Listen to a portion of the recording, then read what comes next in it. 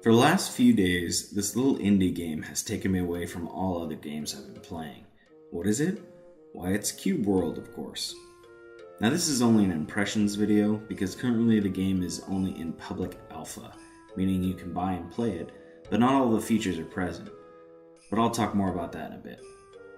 So what is Cube World? It's a voxel-based action RPG. Basically, if you were to mix Minecraft with, let's say, something like The Legend of Zelda, but have it completely open world, you'd have Cube World in a nutshell. You start off the game by creating a character. You can choose from a bunch of different races, and you can pick a class. Available to you are Warrior, Rogue, Ranger, and Mage. After creating your character, you create the world to play in, and you can create multiple worlds. You do this by entering in a seed number and the name for the world. Once inside, you can gather various things for crafting, fight monsters, get yourself a pet that you can eventually learn to ride, and just explore in general. Towns contain the classic things like shops, inns, crafting areas, and occasionally you will find an NPC with a talk bubble above their head. These NPCs will mark spots on your map where there are boss battles or dungeons. Every map in the game is procedurally generated and infinite, and as you gain experience levels, the monsters and loot scale as well. So that pretty much covers the basics of the game itself, but what do I think about it? Well, so far I'm having a lot of fun, but the game's alpha status does show quite a bit.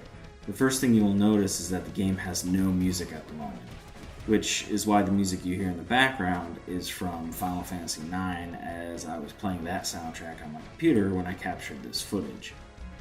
Also, there really isn't any direction in the game at all. You're basically just thrown into the middle of the world and have to fend for yourself. This is something that I think isn't going to change, and some people will be fine with that, but for me it isn't a deal breaker. I just think a little narrative would go a long way.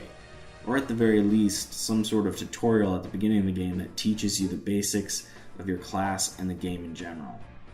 I also think a first-person mode would be a lot of fun.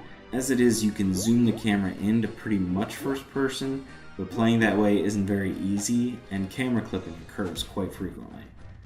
Overall, though, the game is a lot of fun, especially once you get past the first two levels, which can be a bit difficult since, as I mentioned before, the game doesn't teach you any of the basics. Not even how to tame a pet, which is incredibly valuable and important at the beginning of the game. I would recommend it to anyone, but you may want to wait until it's out of alpha status and possibly even out of beta status. Then again, that could be quite a while.